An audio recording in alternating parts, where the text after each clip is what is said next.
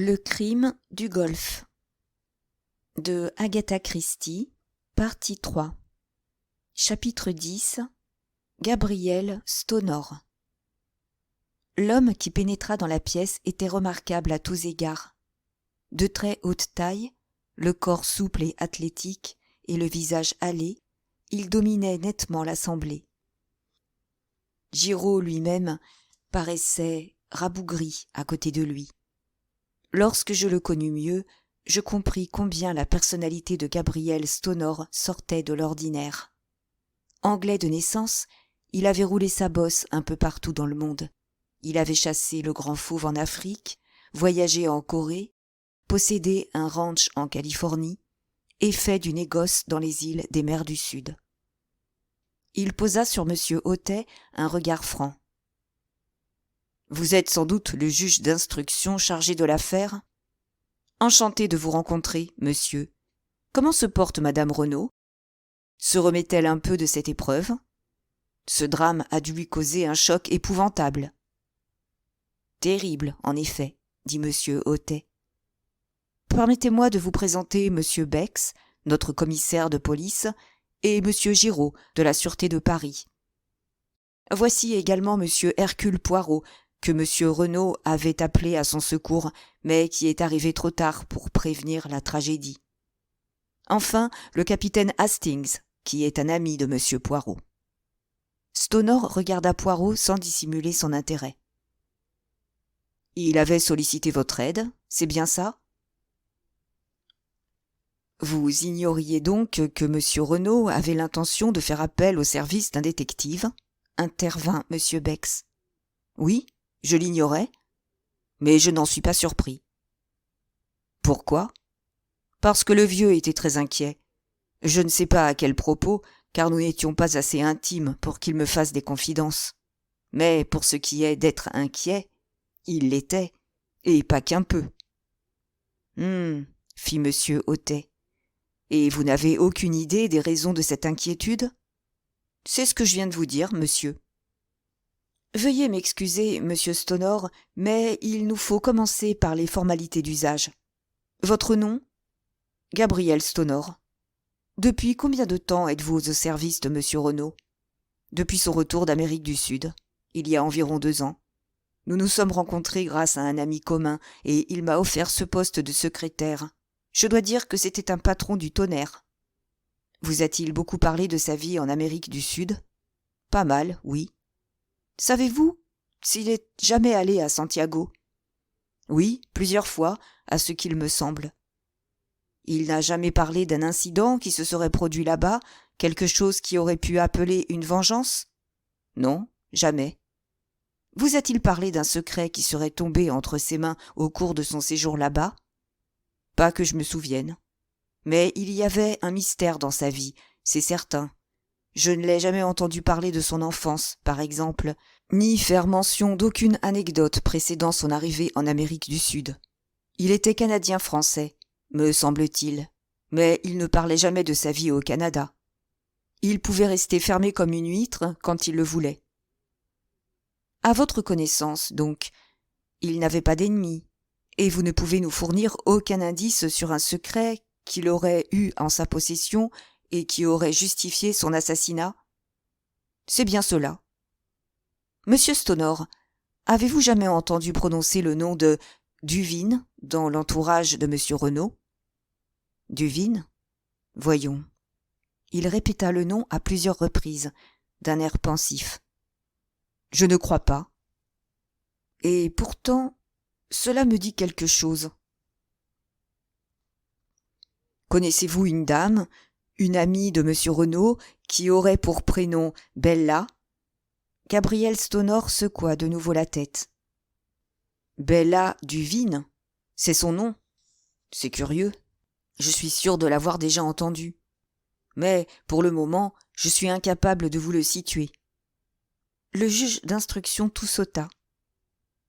Voyez-vous, monsieur Stonor, vous ne devez rien nous cacher. Vous pourriez, par délicatesse envers madame Renaud, pour qui vous avez, j'imagine, beaucoup d'estime et d'affection, être tenté de... Enfin, bref, conclut M. Hautet, Ambert les fit côté dans sa phrase. « Il faut tout nous dire. Tout. » Stonor le considéra avec stupeur, puis une lueur de compréhension passa dans ses yeux. « Je ne vous suis pas tout à fait, » dit-il doucement. « Qu'a donc à voir madame Renaud avec tout ceci ? J'ai pour cette dame beaucoup d'affection et un immense respect. C'est une femme charmante et tout à fait remarquable de surcroît, mais je ne vois pas en quoi elle pourrait être affectée par mes réserves ou mon indiscrétion. Et s'il s'avérait que Bella Duvine était pour son mari un peu plus qu'une simple amie ? Ah, dit Stonor, je vois où vous voulez en venir, mais je suis prêt à parier ma chemise que vous faites fausse route. Le vieux ne regardait jamais un jupon. Il était profondément amoureux de sa femme. Il formait le couple le plus uni que j'ai jamais rencontré. Monsieur Hautet secoua gentiment la tête. Monsieur Stonor, nous avons la preuve absolue du contraire. Une lettre d'amour écrite par cette Bella à monsieur Renaud, où elle l'accuse de s'être lassé d'elle. De plus, nous avons la preuve qu'au moment de sa mort, il était engagé dans une autre aventure, avec une Française, cette fois, une certaine madame Daubreuil qui loue la villa voisine. Le secrétaire plissa le front. Un instant, monsieur, vous êtes lancé dans une fausse piste. Je connaissais bien Paul Renaud. Ce que vous venez de dire est tout à fait impossible. Il faut qu'il y ait une autre explication. Quelle autre explication pourrait-il y avoir ? Grommela le juge d'instruction en haussant les épaules. Et d'abord, qu'est-ce qui vous fait croire à une intrigue amoureuse ? Madame Daubreuil avait l'habitude de venir lui rendre visite le soir. En outre, depuis que monsieur Renaud s'est installé à la Villa Geneviève, de grosses sommes ont été déposées en liquide sur son compte, pour un montant total équivalent à 4000 livres anglaises. C'est bien cela, en effet, dit tranquillement Stonor. Je lui ai moi-même remis cet argent, en liquide comme elle le demandait, mais il ne s'agissait pas d'une intrigue amoureuse. Et de quoi, alors ? De chantage, dit sèchement Stonor en frappant du poing sur la table. Voilà ce que c'était. Comment ? S'écria le magistrat, incapable de dissimuler son émotion. Du chantage, répéta Stonor. Le vieux était saigné à blanc, et à bonne allure encore. 4000 livres en 2 mois, vous vous rendez compte ? Je vous ai dit tout à l'heure qu'il y avait un mystère autour de lui. Il est clair que cette madame Daubreuil en savait assez long pour lui mettre le couteau sur la gorge. C'est possible, au fond, s'exclama le commissaire d'une voix troublée. Oui, c'est tout à fait possible. Possible, gronda Stonor. C'est certain, oui. Dites-moi, avez-vous parlé à madame Renaud de cette histoire d'intrigue amoureuse ? Non, monsieur, nous ne voulions pas lui infliger une peine supplémentaire si nous pouvions la lui épargner. De la peine ? Mais elle vous rirait au nez. Je vous affirme qu'elle et Renaud formaient un couple modèle. Ah, cela me rappelle autre chose, dit soudain monsieur Hautet. Monsieur Renaud, vous a-t-il jamais fait part de ses dispositions testamentaires ? Oui, je suis au courant. J'ai porté moi-même le testament à ses avoués après qu'il l'eut rédigé. Je peux vous donner le nom de leur étude, si vous désirez entrer en contact avec eux. Ce testament est très simple. La moitié de sa fortune revient à sa femme qui en a l'usufruit, et l'autre moitié à son fils, sans compter quelques menus legs. Je crois qu'il m'a laissé 1000 livres. Quand ce testament a-t-il été rédigé ? Il y a 1 an et demi, environ. Seriez-vous très surpris, monsieur Stonor, d'apprendre que monsieur Renaud a fait un autre testament voici une quinzaine de jours ? Stonor était à l'évidence extrêmement surpris. Je n'en avais aucune idée. Quels en sont les termes ? L'intégralité de son immense fortune revient à sa femme. Il n'est fait aucune mention de son fils. Gabriel Stonor laissa échapper un long sifflement. Voilà qui me paraît dur pour le garçon. Sa mère l'adore, bien sûr, mais tout le monde verra là un manque de confiance de la part de son père. Sa fierté risque d'en souffrir. En tout cas, cela ne fait que confirmer ce que je vous disais. Renaud et sa femme étaient dans les meilleurs termes. Certes, certes, dit monsieur Hautet, il n'est pas exclu qu'il nous faille réviser notre jugement sur certains points. Nous avons envoyé une dépêche à Santiago et nous attendons une réponse d'une minute à l'autre. Il y a de fortes chances pour que nous soyons alors fixés. Par ailleurs, si votre hypothèse de chantage se révélait exacte, Madame Daubreuil devrait être en mesure de nous fournir quelques renseignements d'importance. Poirot posa une question. Masters, le chauffeur anglais, était-il depuis longtemps au service de M. Renaud, M. Stonor ? Un peu plus d'1 an. Savez-vous par hasard s'il s'est jamais rendu en Amérique du Sud ? Je suis certain qu'il n'y a jamais mis les pieds. Avant d'être au service de M. Renaud, il est resté des années chez une famille de Gloucestershire, que je connais très bien. En clair, vous pouvez garantir qu'il est au-dessus de tout soupçon. Tout à fait. Poirot semblait assez déconfit. Entre-temps, le juge d'instruction avait fait appeler Marchot. Allez présenter mes respects à Madame Renaud et dites-lui que j'aimerais avoir avec elle quelques minutes d'entretien. Dites-lui aussi qu'elle ne se donne pas la peine de venir. Je monterai la voir. Marchot salua et disparut. Nous attendîmes quelques minutes, puis la porte s'ouvrit et, à notre grande surprise, Madame Renaud entra, pâle comme la mort et en grand deuil. Monsieur Hautet lui avança une chaise en protestant vigoureusement et elle le remercia d'un sourire. Stonor retint une de ses mains dans les siennes avec toutes les marques d'une profonde sympathie. On sentait bien que les mots lui manquaient. Madame Renaud se tourna vers monsieur Hautet. « Vous vouliez me demander quelque chose ? » ?»« Si vous le permettez, madame. Je crois comprendre que votre mari était né au Canada français. Pouvez-vous me dire quelque chose sur son enfance ou sa jeunesse ? » Elle secoua la tête. « Mon mari parlait fort peu de lui-même, monsieur. Je sais qu'il était du Nord-Ouest, mais je présume qu'il a eu une enfance assez malheureuse, car il n'aimait guère évoquer cette période de son existence. Nous vivions entièrement dans le présent et dans l'avenir. Son passé recelait-il un mystère ? Madame Renaud eut un léger sourire. Rien de bien romanesque, à mon avis. Monsieur Hautet sourit à son tour. C'est juste. Évitons de sombrer dans le mélodrame. Il y a encore une chose. Le juge hésitait. Stonor intervint avec impétuosité. Ils se sont mis en tête une idée bien extravagante, Madame Renaud. Ils s'imaginent que Monsieur Renaud menait une intrigue amoureuse avec une Madame Daubreuil qui habite, paraît-il, la villa voisine. Les joues de Madame Renaud s'enflammèrent. Elle redressa brusquement la tête et se mordit la lèvre, bouleversée. Stonor la regardait avec stupéfaction, tandis que M. Bex se penchait vers elle et disait doucement « Nous sommes désolés de vous causer de la peine, madame, mais avez-vous quelque raison de croire que Madame Daubreuil était la maîtresse de votre mari ?» Avec un sanglot, Madame Renaud enfouit son visage dans ses mains. Finalement, elle releva la tête et dit d'une voix brisée « Elle l'a peut-être été. » Jamais, de toute ma vie, je n'avais vu stupeur aussi grande que celle qui se peignit alors sur le visage de Stonor. À l'évidence, il n'en croyait pas ses oreilles. Chapitre 11. Jack Renaud. Je ne saurais dire quel tour aurait pris la conversation si, à ce moment précis, la porte ne s'était ouverte à la volée.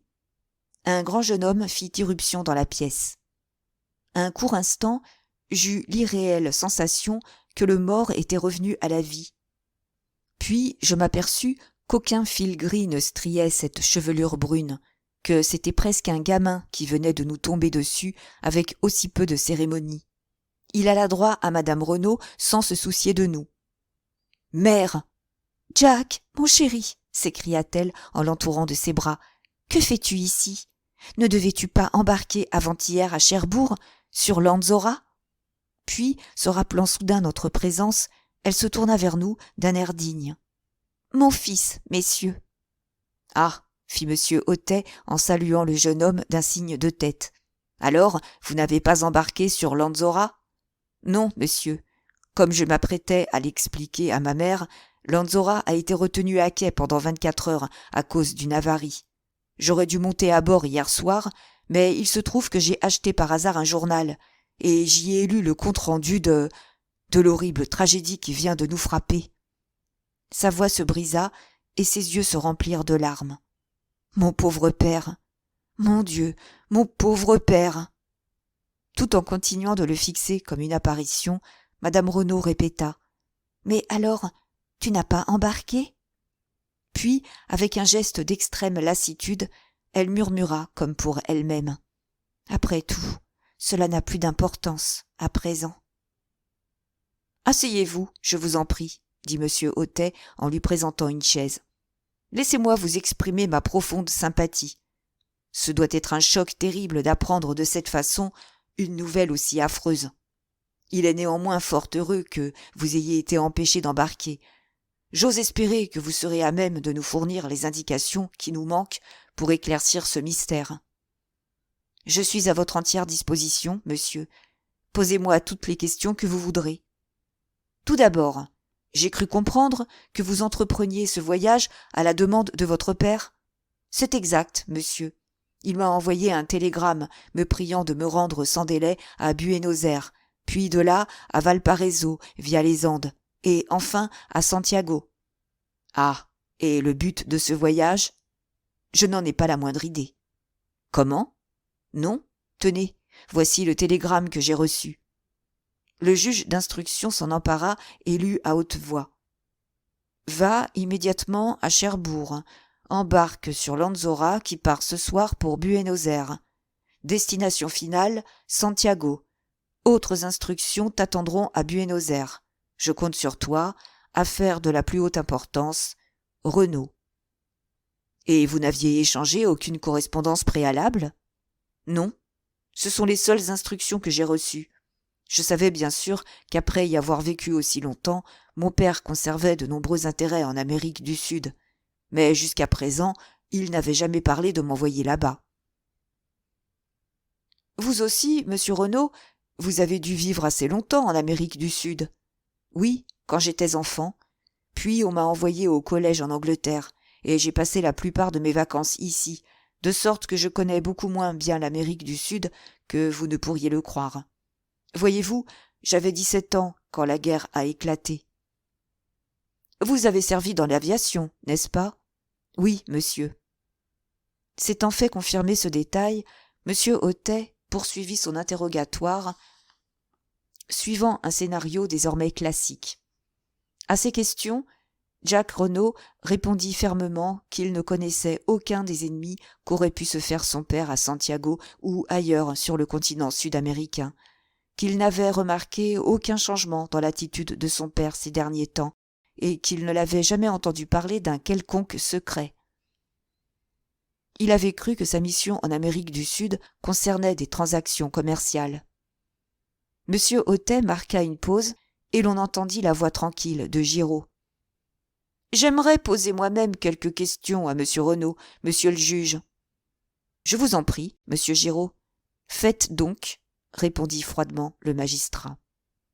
Giraud rapprocha un peu sa chaise de la table. « Étiez-vous en bons termes avec votre père, monsieur Renaud ? » ?»« Bien sûr, » répliqua le jeune homme avec hauteur.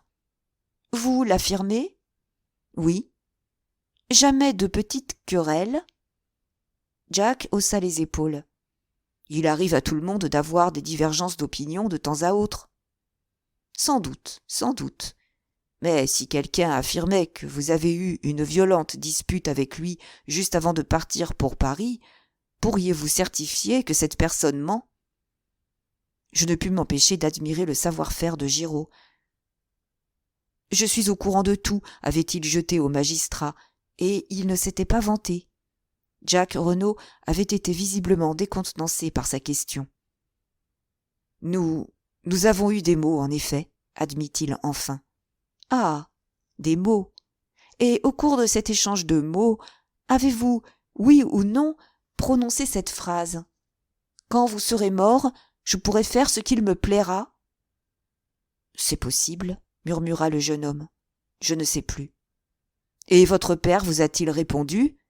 Mais je ne suis pas encore mort. » À quoi vous auriez rétorqué « si seulement vous l'étiez » Le garçon ne répondit rien. Il paraissait nerveux et tripotait les objets posés sur la table devant lui. « Je dois vous prier de me donner une réponse, monsieur Renaud, dit sèchement Giraud.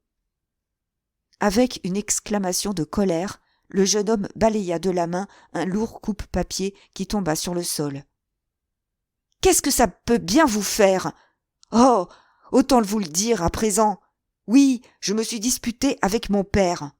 Il est possible que j'ai prononcé ces mots. J'étais tellement en colère que je ne me souviens même plus de ce que j'ai dit. J'étais foudrage, et je l'aurais tué sur le moment. Voilà.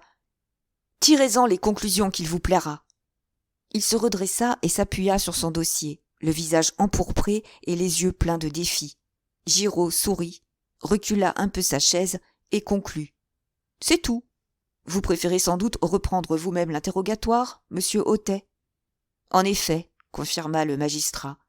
« Et quel était l'objet de cette dispute ? » ?»« Je refuse de vous le dire. » Monsieur Hautet se redressa. « Monsieur Renaud !» s'exclama-t-il. « Vous n'avez pas le droit d'entraver le cours de la justice. Encore une fois, quel était l'objet de cette dispute ? » Le jeune Renaud resta silencieux, son visage enfantin tout gonflé de colère. Mais une voix s'éleva, imperturbable, la voix d'Hercule Poirot. « Je vais vous le dire, moi, si vous le désirez. »« Vous le savez ? » ?»« Certainement. L'objet de cette dispute était mademoiselle Marthe d'Aubreuil. » Le jeune Renaud sursauta, stupéfait. Le juge d'instruction se pencha vers lui. « Est-ce vrai, monsieur ?» Jacques Renaud confirma d'un signe de tête. « Oui, » admit-il, « j'aime mademoiselle d'Aubreuil et je souhaite l'épouser. Quand j'ai fait part de mes intentions à mon père, il est entré dans une violente colère. Bien sûr, je n'ai pas pu supporter d'entendre insulter la jeune fille que j'aimais, et la colère m'a gagné à mon tour. » Monsieur Hautet regarda madame Renaud. « Étiez-vous au courant de cette inclination, madame ? » « Je la redoutais, » répondit-elle simplement. « Comment, mère ?» s'écria le jeune homme. « Toi aussi ? Marthe est aussi bonne que belle. Qu'avez-vous contre elle ? » « Je n'ai absolument rien contre mademoiselle d'Aubreuil, mais j'aimerais mieux te voir épouser une Anglaise, et s'il faut que ce soit une Française, pas une jeune fille dont la mère a des antécédents douteux. » Sa voix exprimait toute sa rancœur, et j'imaginais fort bien ce qu'elle avait pu ressentir en voyant son fils s'éprendre de la fille de sa rivale. Madame Renaud poursuivit, tournée vers le juge d'instruction. « J'aurais peut-être dû toucher un mot à mon mari de cette histoire, mais j'espérais que ce n'était qu'un flirt sans conséquence qui s'interromprait de lui-même si on ne lui prêtait pas une attention exagérée. Je m'en veux aujourd'hui de ce silence, mais, comme je vous l'ai dit, mon mari semblait préoccupé, différent de ce qu'il était d'habitude, et j'étais surtout soucieuse de ne pas lui donner de nouveaux sujets d'inquiétude. » Monsieur Hautet approuva du chef. « Quand vous avez informé votre père de vos intentions à l'égard de mademoiselle d'Aubreuil, reprit-il, vous a-t-il paru étonné ? » Il a eu l'air bouleversé. Mais il m'a dit d'un ton péremptoire qu'il était inutile d'y songer, qu'il ne donnerait jamais son consentement à ce mariage. Stupéfait, je lui ai demandé ce qu'il avait contre mademoiselle d'Aubreuil. Il n'a rien trouvé à me répondre. Mais il a fait des allusions désobligeantes au mystère qui entourait la mère et la fille. Je lui ai répondu que j'épousais Marthe et non son passé, mais il a refusé tout net de continuer à discuter sur ce sujet. Il fallait renoncer à ce mariage, point final. Cette injustice et cet abus d'autorité m'ont rendu fou furieux, d'autant plus que lui-même se mettait en quatre pour les d'Aubreuil et insistait toujours pour qu'on les invitât à la maison.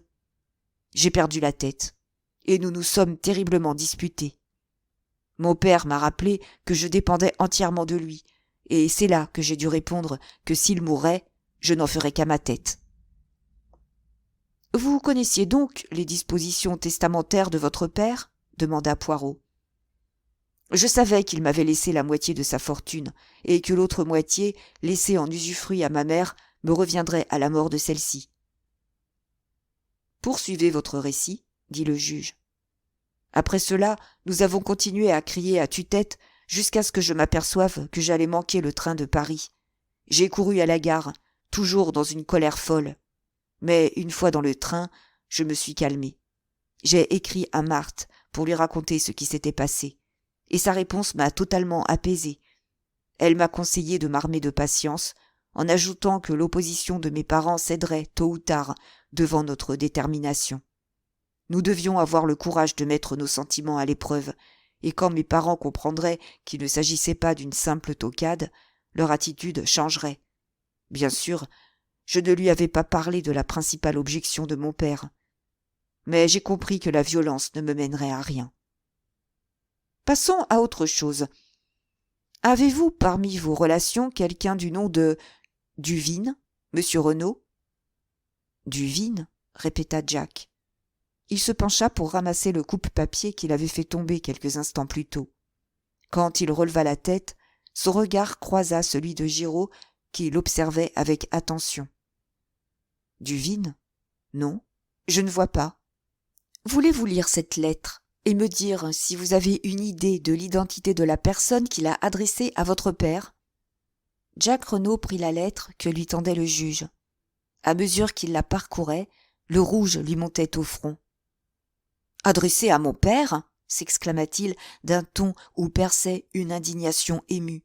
« Oui, nous l'avons trouvée dans la poche de son pardessus. »« L'avez-vous montrée à... » Il s'interrompit, jetant un coup d'œil rapide à sa mère. Le magistrat comprit. « Non, pas encore. Pouvez-vous nous fournir un quelconque indice sur son auteur ? » « Je n'en ai pas la moindre idée. » Monsieur Hautet poussa un soupir. « Voilà décidément une affaire fort mystérieuse. Bien, je crois que nous pouvons laisser cette lettre de côté pour le moment. Voyons, où en étions-nous ? Ah oui, l'arme du crime. Je crains que cela ne vous affecte beaucoup, monsieur Renaud. J'ai cru comprendre que c'était un souvenir que vous aviez offert à votre mère. Cela n'en rend que plus tragique. » S'il avait rougi en lisant la lettre signée Bella, Jack Renaud était à présent d'une pâleur de craie. « Comment ? Vous voulez dire... » « C'est avec le coupe-papier découpé dans le fuselage d'un avion que mon père... Mais c'est impossible, un si petit objet. Hélas, monsieur Renaud, ce n'est que trop vrai. Je crains que ce ne soit justement l'arme idéale, très pointue et facile à manier. Où est-il ? Puis-je le voir ? Il est resté dans... le corps. Non, non, il est ici. Désirez-vous vous assurer qu'il s'agit bien du vôtre ? Ce serait préférable, bien que votre mère l'ait déjà identifié. Monsieur Bex, puis-je vous prier ? Mais certainement, je vais le chercher tout de suite. Ne vaudrait-il pas mieux mener monsieur Renaud à l'appentis ? Suggéra Giraud d'une voix douce. Ce jeune homme voudra sans doute voir le corps de son père. Jack Renaud fit un geste éperdu de dénégation, et le juge d'instruction, toujours prêt à contredire le policier, répliqua. « Mais non, voyons, pas maintenant. Monsieur Bex va avoir la bonté de nous apporter l'arme ici. » Comme le commissaire quittait la pièce, Stonor se dirigea vers Jack et lui serra la main. Poirot s'était levé pour redresser une paire de chandeliers. Le juge relisait une fois encore la mystérieuse lettre d'amour, s'accrochant avec l'énergie du désespoir à sa première théorie d'un drame de la jalousie, s'achevant par un coup de poignard dans le dos. Tout à coup, la porte s'ouvrit et le commissaire entra, hors d'haleine. « Monsieur le juge ! Monsieur le juge !»« Oui, qu'y a-t-il ? » ?»« Le poignard ! Il n'est plus là !»« Comment ça ? Plus là ? » ?»« Envolé, disparu. Le bocal où il se trouvait est vide. »« Comment ? » m'écriai-je. « Mais c'est impossible. Je l'ai encore vu ce matin. » Je me mordis la langue, mais trop tard. Tous les regards s'étaient portés sur moi.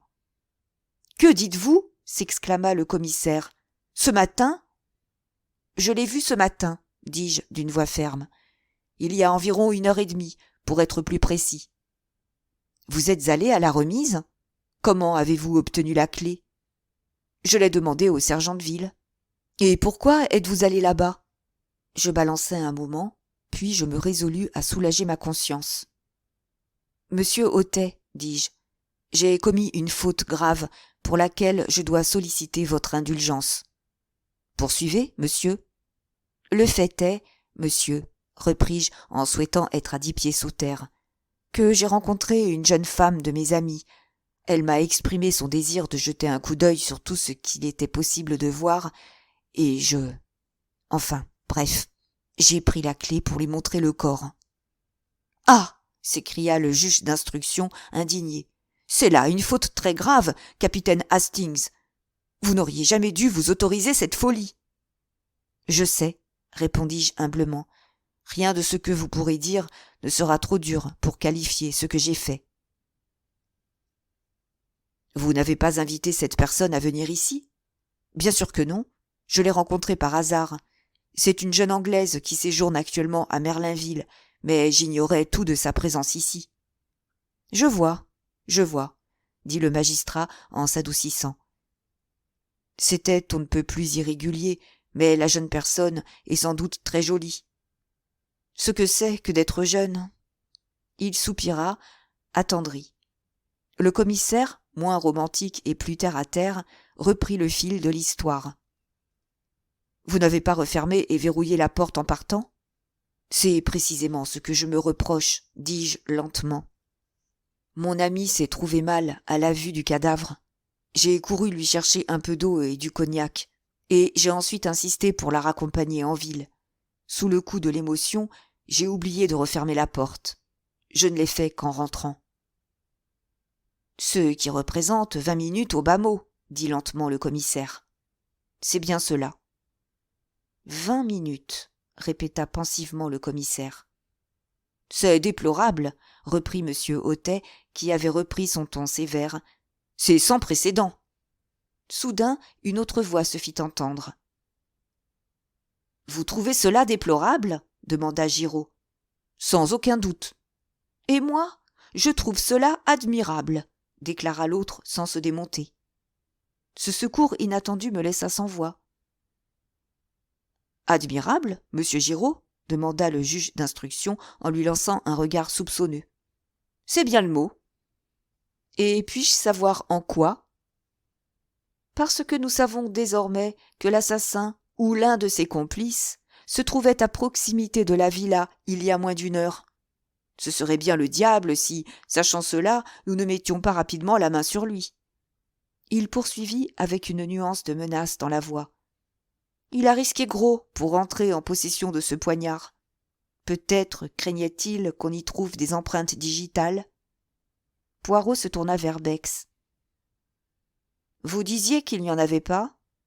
Giraud haussa les épaules. « Peut-être n'en était-il pas sûr. » Poirot le regarda bien en face. « Vous vous trompez, monsieur Giraud. L'assassin portait des gants. Il doit donc être certain qu'il n'y en avait pas. Je n'ai pas dit que c'était l'assassin lui-même qui avait volé le poignard. Ce pouvait être un complice qui ignorait ce détail. » Le greffier se mit à rassembler ses papiers et M. Hautet déclara. « Notre travail ici est terminé. Monsieur Renaud, voulez-vous avoir l'obligeance d'écouter attentivement pendant qu'on relit votre déposition ? J'ai volontairement mené cette procédure aussi officieusement que possible. On m'a déjà reproché l'originalité de mes méthodes, mais je maintiens qu'il y a beaucoup à dire en faveur de l'originalité. Cette affaire est désormais entre les mains expertes de l'illustre monsieur Giraud. Nul doute qu'il saura s'y distinguer. Je suis d'ailleurs surpris qu'il n'ait pas déjà mis la main au collet des meurtriers. Madame, laissez-moi vous assurer, une fois encore, de ma profonde sympathie. Messieurs, je vous souhaite le bonjour. » Et il sortit d'un air digne, flanqué de son greffier et du commissaire. Poirot extirpa de sa poche le gros oignon qui lui servait de montre et regarda l'heure. « Retournons déjeuner à l'hôtel, mon ami. Vous me raconterez par le menu vos imprudences matinales. Personne ne nous regarde. C'est le moment de nous retirer discrètement. » Nous sortîmes tranquillement du salon. Déjà, la voiture du juge d'instruction disparaissait à nos yeux. Je descendais les marches du perron quand je fus arrêté par la voix de Poirot. « Un instant, mon ami !» Il sortit vivement son mètre à ruban et entreprit avec solennité de mesurer un pardessus accroché dans le vestibule, du col à l'ourlet. Je n'avais encore jamais vu ce pardessus, et je supposais qu'il appartenait soit à M. Stonor, soit à Jack Renaud. Puis, avec un petit grognement de satisfaction, Poirot remit le mètre dans sa poche et me suivit dehors. Chapitre 12. Poirot élucide certains points. « Pourquoi avez-vous mesuré ce par-dessus » demandai-je, intrigué, alors que nous cheminions à pas lents sous un soleil accablant. « Parbleu, pour connaître sa longueur » répondit Poirot, imperturbable. Je fus vexé. Cette incorrigible manie qu'il a de faire un mystère de tout m'a toujours irrité. Je me réfugiai dans le silence et suivis le cours de mes propres pensées. Bien que je n'y eusse pas prêté attention sur le moment, certaines paroles que madame Renaud avait adressées à son fils me revenaient en mémoire, chargées d'une signification nouvelle. « Tu n'as donc pas embarqué ?» avait-elle demandé, avant d'ajouter. « Après tout, cela n'a plus d'importance, à présent. » Qu'avait-elle voulu dire par là ? Ces mots étaient énigmatiques, mais peut-être lourds de sens. Se pouvait-il qu'elle en sût plus que nous le supposions ? Elle avait nié avoir eu connaissance de la mystérieuse mission dont son mari avait chargé son fils, mais était-elle aussi ignorante qu'elle le prétendait ? Aurait-elle pu éclaircir certains points, et son silence ne faisait-il pas partie d'un plan soigneusement orchestré ? Plus j'y réfléchissais, plus j'étais certain d'avoir raison. Madame Renaud en savait beaucoup plus qu'elle n'avait voulu le dire. Dans sa surprise de revoir son fils, elle s'était trahie un instant. J'eus la conviction qu'à défaut des meurtriers eux-mêmes, elle connaissait au moins le motif du meurtre, mais que de puissantes raisons l'obligeaient à se taire. « Vous êtes profondément perdu dans vos pensées, mon ami, » remarqua Poirot, interrompant ainsi le cours de mes réflexions. « Qu'est-ce donc qui vous intrigue à ce point ?» Je le lui dis, convaincu du bien fondé de mes déductions, tout en craignant qu'il ne tourne mes soupçons en ridicule. À ma grande surprise, il m'approuva. « Vous avez raison, Hastings. J'étais certain depuis le début qu'elle nous dissimulait quelque chose. J'ai commencé par la soupçonner, sinon d'avoir été l'instigatrice du meurtre, du moins d'en avoir été la complice. »« Vous la soupçonnez, elle ?» m'écriai-je. « Mais certainement. Elle tire un énorme bénéfice de la mort de son mari. En fait, avec ce nouveau testament, elle est la seule à qui profite le crime. Aussi ai-je tout d'abord concentré mon attention sur elle. Vous avez peut-être remarqué que j'ai saisi la première occasion d'examiner ses poignets. Je voulais voir si elle avait pu se bâillonner et se ligoter elle-même. Mais j'ai constaté aussitôt que les marques qu'elle portait aux poignets étaient bien réelles. Les cordes avaient entamé la chair. Voilà qui excluait la possibilité qu'elle ait commis ce meurtre toute seule. Restait l'éventualité qu'elle y ait participé, ou qu'elle en ait été l'instigatrice. En outre, l'histoire qu'elle nous a racontée m'était familière. Les hommes masqués qu'elle n'a pas pu reconnaître, la mention d'un « secret ». J'ai déjà entendu ou lu tout cela ailleurs, en une autre occasion. Un dernier petit détail a achevé de me convaincre qu'elle ne disait pas la vérité. La montre bracelet, Hastings. La montre bracelet. Encore cette montre. Poirot me regardait bizarrement du coin de l'œil. « Vous saisissez, mon ami ? Vous voyez ? » ?»« Non, » répliquai-je avec humeur. « Je ne saisis rien et je ne vois rien. Vous ne cessez de faire des mystères à tout propos. Et ce n'est même pas la peine de vous demander des explications. Vous gardez toujours une carte dans votre manche jusqu'à la dernière seconde. »« Ne vous fâchez pas, mon cher ami, » dit Poirot en souriant. « Je vais vous l'expliquer, puisque tel est votre désir. Mais pas un mot à Giraud, c'est entendu. Il me traite comme une vieille potiche, une quantité négligeable. On va voir ce qu'on va voir. J'ai déjà joué franc jeu avec lui, je l'ai mis sur une piste. S'il ne veut pas s'en servir, c'est son affaire. » J'assurai Poirot qu'il pouvait compter sur ma discrétion. « C'est bien. À présent, faisons fonctionner nos petites cellules grises. Dites-moi, mon ami, à quelle heure, selon vous, la tragédie a-t-elle eu lieu ?»« Eh bien, vers 2 heures du matin environ, » répondis-je, surpris. « Rappelez-vous, madame Renaud nous a dit qu'elle avait entendu la pendule sonner pendant que les hommes étaient dans la chambre. »« Exact. Et sur la foi de ce récit, vous, le juge d'instruction, Bex et tous les autres, vous avez accepté cette heure comme étant celle du crime sans poser de questions. Mais moi, Hercule Poirot, j'affirme que madame Renaud a menti. Le crime a été commis 2 heures plus tôt. Mais les médecins, après examen du corps, ils ont déclaré que la mort remontait à plus de 7 heures et moins de 10 heures. Pour une raison que j'ignore, il fallait impérativement que le crime eût l'air d'avoir été commis plus tard qu'il ne l'a été en réalité. Vous avez déjà lu des histoires de montres brisées permettant de déterminer l'heure exacte du crime ? Pour que l'heure ne repose pas uniquement sur le témoignage de madame Renaud, quelqu'un a amené les aiguilles de la montre sur 2 heures et l'a ensuite écrasée par terre. Mais comme il arrive souvent dans ce cas-là, ils ont voulu trop bien faire. Le verre s'est brisé, mais le mécanisme de la montre, lui, n'a pas souffert. C'était une manœuvre désastreuse de leur part, parce qu'elle a attiré mon attention sur 2 points. D'abord, sur le fait que madame Renaud mentait. Ensuite, elle m'a incliné à penser qu'il devait avoir une raison vitale de vouloir retarder l'heure du crime. Et quelle pouvait être cette raison ? Ah, c'est bien là la question. C'est là tout le mystère. Pour l'instant, je suis incapable de vous en donner une explication. Il ne me vient qu'une seule idée susceptible d'avoir un lien avec tout cela. À savoir que le dernier train part de Merlinville à 0h17. Je m'efforçais de suivre son raisonnement. Donc, si le crime semblait avoir été commis 2 heures plus tard, quiconque partant par ce train avait un alibi en béton armé. Très bien, Hastings. Vous y êtes. Je sautais sur mes pieds. Mais il faut aller enquêter à la gare. On n'aura pas manqué de remarquer 2 étrangers qui partaient par ce train. Allons-y sur le champ. Vous croyez, Hastings ? Mais bien sûr, tout de suite. Poirot me toucha le bras pour calmer mon ardeur. Allez, allez, mon bon ami. Je ne veux pas vous en empêcher.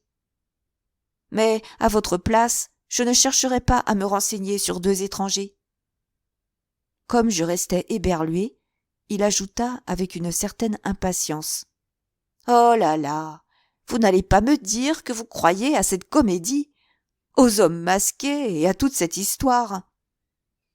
Je fus si déconcerté par ces paroles que je restai sans voix. Poirot poursuivit d'un air serein.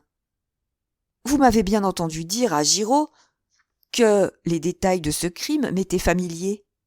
Eh bien, il n'y a à cela que 2 explications possibles.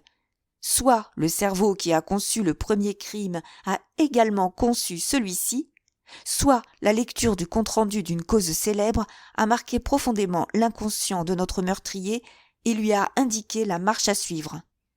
Je serai en mesure de me prononcer là-dessus dès que... Il s'interrompit brusquement. Je réfléchissais, retournant dans tous les sens les pièces du puzzle. Mais la lettre de monsieur Renaud, elle fait clairement mention d'un secret et de Santiago. Il ne fait pas l'ombre d'un doute qu'il y avait un secret dans la vie de monsieur Renaud. D'un autre côté, le mot de Santiago me fait l'effet d'un leurre, d'un chiffon rouge qu'on nous agite en permanence devant les yeux pour nous faire perdre la piste. Il n'est pas exclu qu'on s'en soit servi de la même façon sur monsieur Renaud, pour éviter que ses soupçons ne portent dans une direction plus proche de lui. Oh, soyez-en certain, Hastings, le danger qui le menaçait n'était pas à Santiago. Il était en France, tout près d'ici. Il parlait avec une telle gravité et une telle assurance que je fus convaincu malgré moi. Je risquais, malgré tout, une dernière objection. Et l'allumette? Et le mégot qu'on a trouvé près du corps? Qu'en dites-vous? Poirot rayonna soudain. Un leurre, délibérément planté là pour permettre à Giraud ou à un autre de son espèce de le découvrir. Voyez le bon chien de chasse. Il arrive avec son mégot, tout content de lui. 4 heures, il s'est traîné sur le ventre. Et conclusion? Regardez ce que j'ai trouvé. Et à moi, que voyez-vous ici?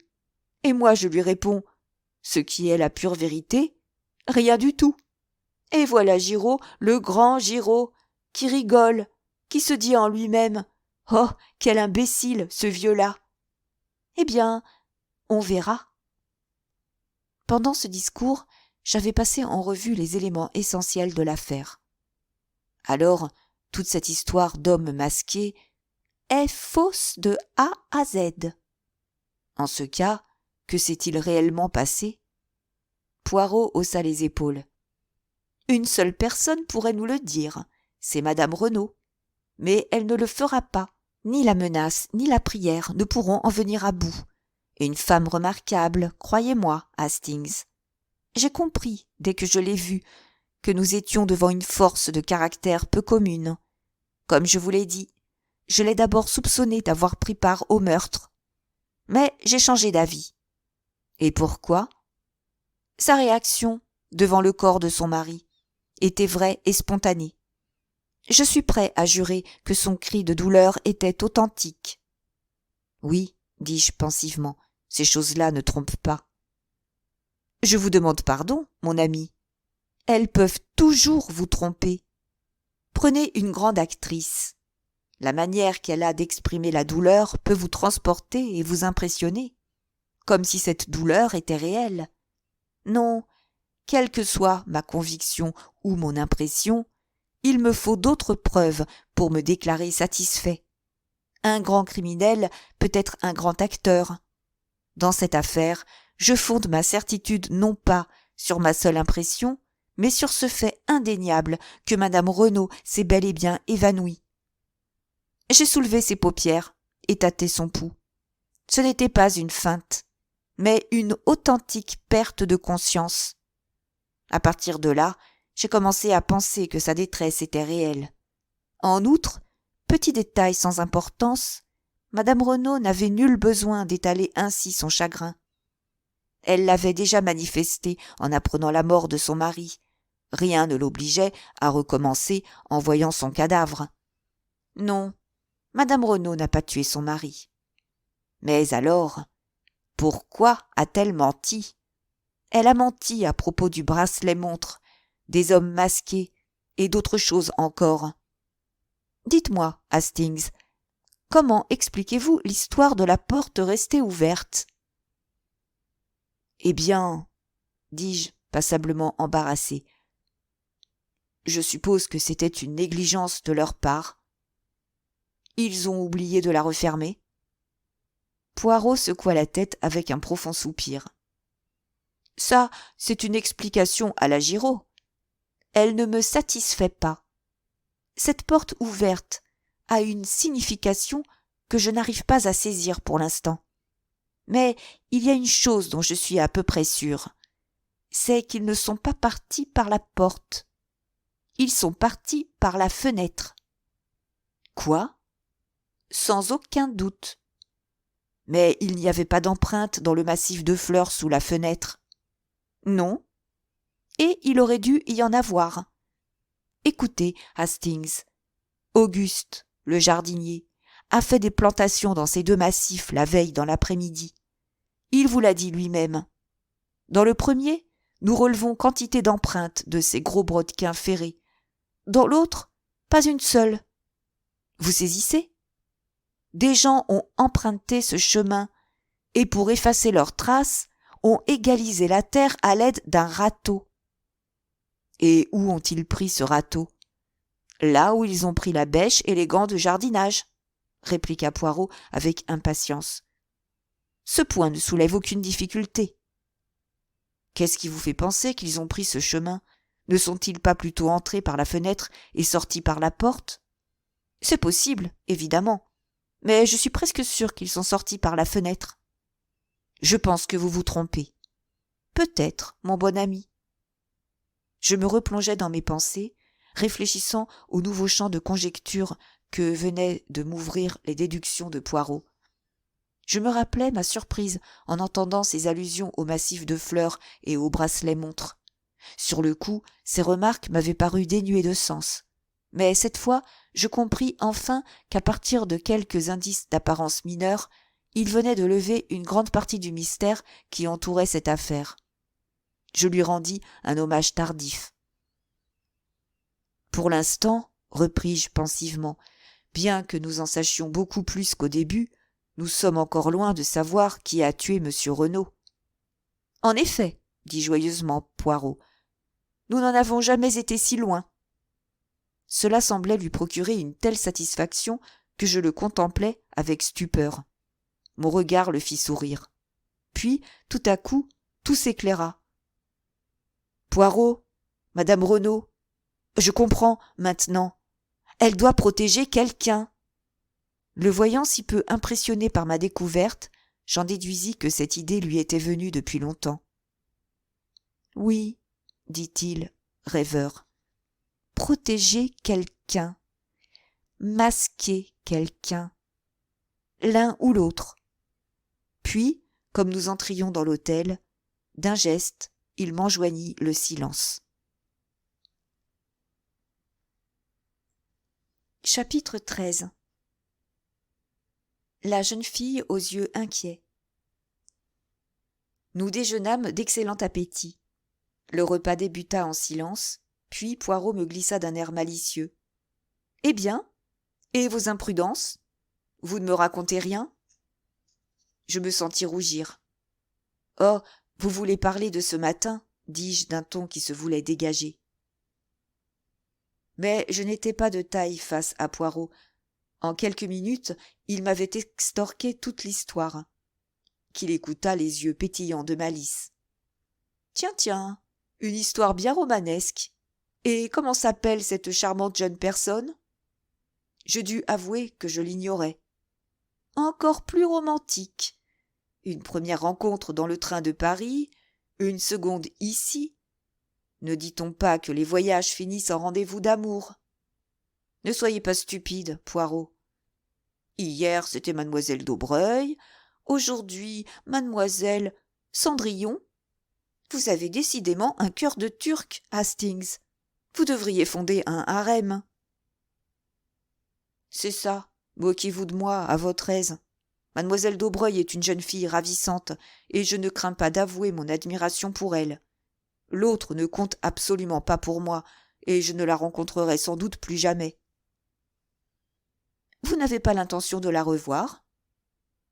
C'était bien une question, et je remarquai le regard aigu qui l'accompagnait. Devant mes yeux s'inscrivirent en lettres de feu les mots « Hôtel du Phare ». J'entendis de nouveau sa voix me dire « Venez me voir », et ma réponse empressée « Je n'y manquerai pas ». Elle m'a demandé de passer la voir, mais je n'irai pas, évidemment, lançai-je de mon ton le plus détaché. Pourquoi, évidemment ? Eh bien, disons que je n'en ai pas envie. Vous m'avez bien dit que mademoiselle Cendrillon était descendue à l'hôtel d'Angleterre, n'est-ce pas ? Non, à l'hôtel du Phare. Ah, c'est vrai, j'ai dû confondre. Un instant, un doute me traversa l'esprit. J'étais presque certain de ne pas avoir fait allusion à un hôtel. Je jetai un coup d'œil à Poirot et je me sentis rassuré. Il était occupé à découper son pain en petits carrés parfaitement égaux, et cette tâche l'absorbait entièrement.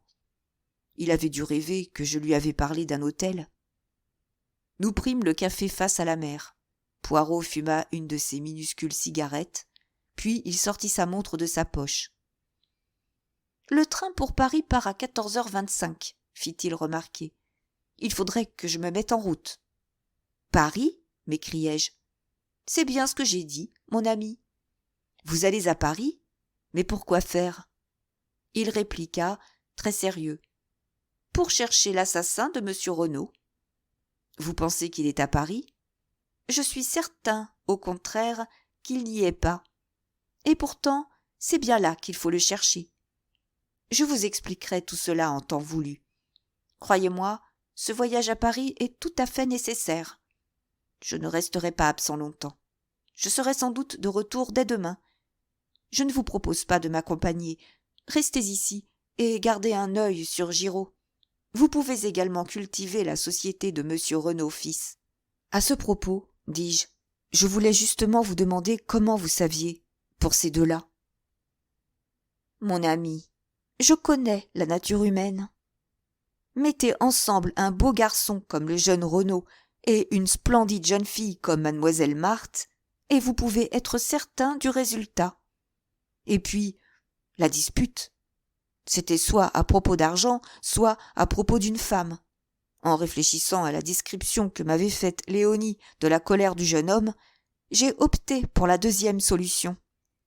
Ce n'était qu'une supposition, mais elle s'est révélée juste. Vous soupçonniez déjà qu'elle aimait le jeune Renaud ? Poirot eut un sourire. En tout cas, j'ai vu qu'il y avait de l'inquiétude dans ses yeux. C'est toujours de cette façon que je me représente mademoiselle Daubreuil. Une jeune fille aux yeux inquiets. Sa voix était grave, et je me sentis soudain mal à l'aise. Que voulez-vous dire par là, Poirot ? Mon ami, je crois bien que nous le saurons avant peu, mais il faut que j'y aille. Je vais vous accompagner au train, dis-je en me levant. Vous ne ferez rien de ce genre, je vous l'interdis.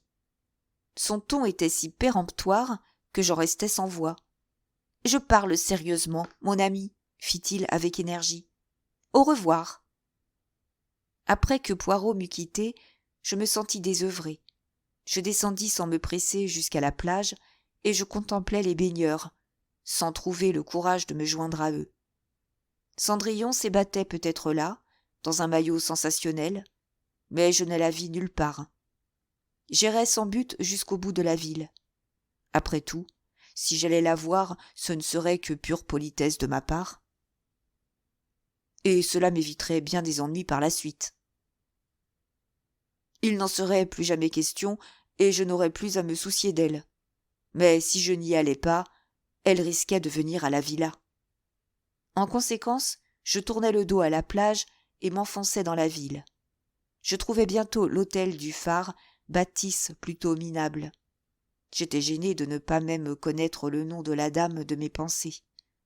Pour sauver ma dignité, je décidai d'entrer et de jeter un coup d'œil dans le hall. Elle n'y était pas. J'attendis un certain temps, puis, perdant patience, je pris le concierge à part et lui glissai 5 francs dans la main. Je voudrais voir une dame qui est descendue ici, une jeune Anglaise, petite et brune. Je ne suis pas sûr de son nom. L'homme secoua la tête et parut réprimer un sourire. Nous n'avons aucune dame qui corresponde à cette description. Mais elle m'a indiqué cet hôtel. Monsieur a dû se tromper, ou plutôt c'est la jeune dame qui a dû se tromper, vu qu'un autre monsieur est déjà venu la demander. « Que dites-vous » m'exclamai-je, stupéfait. « Mais oui, monsieur, un monsieur qui l'a décrite exactement comme vous venez de le faire. » À quoi ressemblait-il ? Un monsieur de petite taille, bien mis, bien propre, impeccable, avec une moustache très raide, une tête d'une drôle de forme et des yeux verts. Poirot. C'était pour cela qu'il avait refusé que je l'accompagne à la gare. Quel culot ! À son retour, je le prierais vertement de se mêler de ses propres affaires. S'imaginait-il que j'avais besoin d'une nurse, comme un bébé ? Je remerciai le concierge et m'en fus, un peu décontenancé et toujours furieux contre mon trop curieux ami. Mais où donc était passée la jeune fille ? J'oubliai un peu ma colère pour examiner ce problème. À l'évidence, elle s'était trompée en me donnant le nom de son hôtel. Puis une autre idée me frappa soudain. S'était-elle vraiment trompée ? Ou m'avait-elle délibérément caché son nom et donné une fausse adresse ?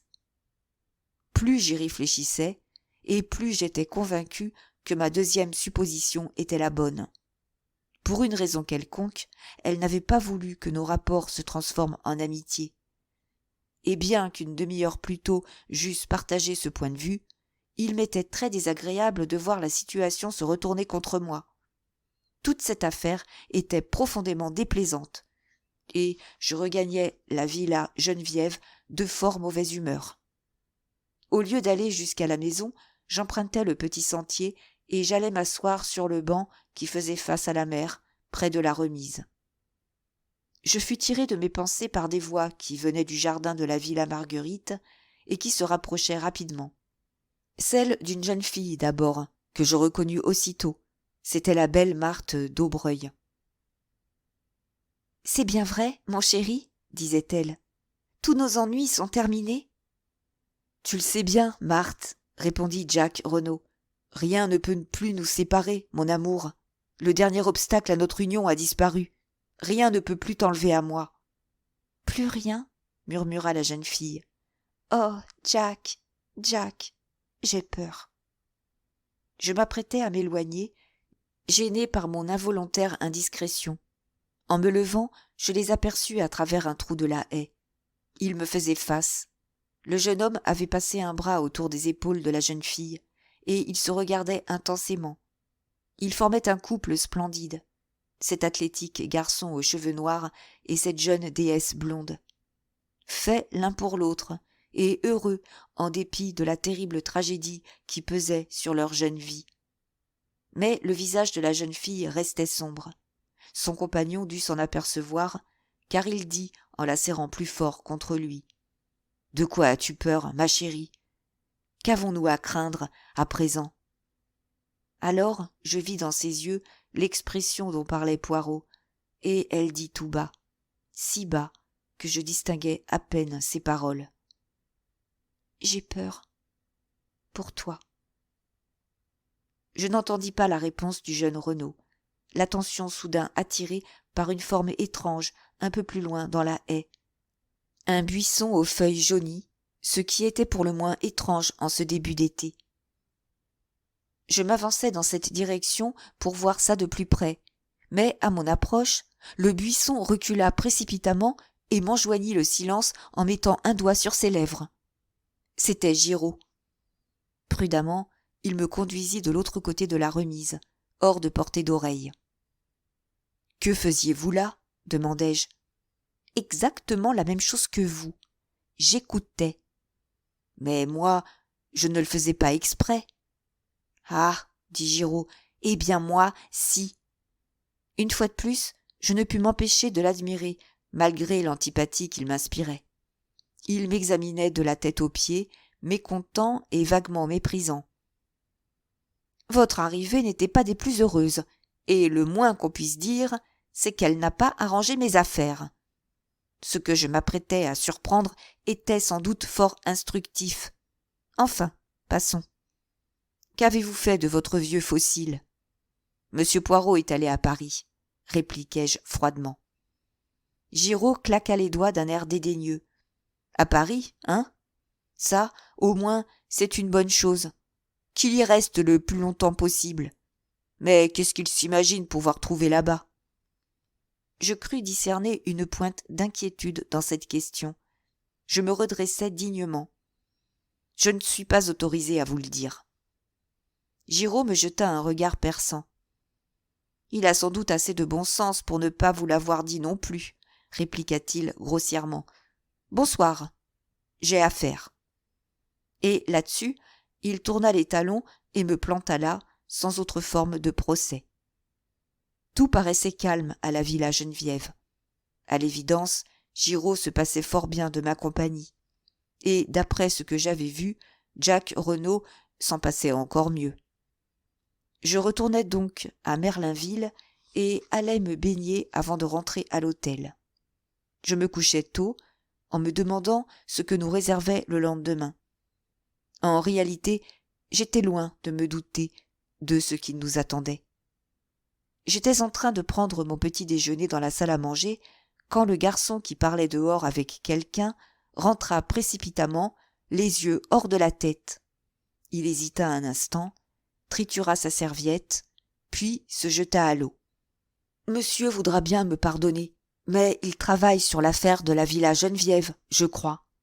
En effet. Pourquoi? Monsieur n'est donc pas au courant? Au courant de quoi? Il y a eu un autre meurtre là-bas la nuit dernière. Quoi? Plantant là mon déjeuner, je saisis mon chapeau au vol et courus aussi vite que je pus. Un autre meurtre? Et Poirot était absent. Une vraie fatalité. Mais qui donc avait été tué? J'arrivais comme une bombe à la grille. Un groupe de domestiques parlait haut et gesticulait dans l'allée. Je saisis la vieille Françoise par le bras. Que s'est-il passé? Oh, monsieur, c'est terrible. Encore un meurtre. Il y a une malédiction sur cette maison. Oui, c'est bien ce que je dis. Une malédiction. Il faut faire venir monsieur le curé avec de l'eau bénite. Je ne passerai pas une nuit de plus sous ce toit. Qui sait? Ça pourrait bien être mon tour, la prochaine fois. Qui sait? Elle se signa. Oui, oui, m'écriai-je, mais qui a été tué? Est-ce que je sais, moi? Un homme, un étranger. Ils l'ont trouvé là-bas, dans la cabane à outils, à 100 mètres même pas de l'endroit où ils ont trouvé ce pauvre monsieur. Mais ce n'est pas tout. Il a été poignardé en plein cœur, monsieur, et avec le même poignard.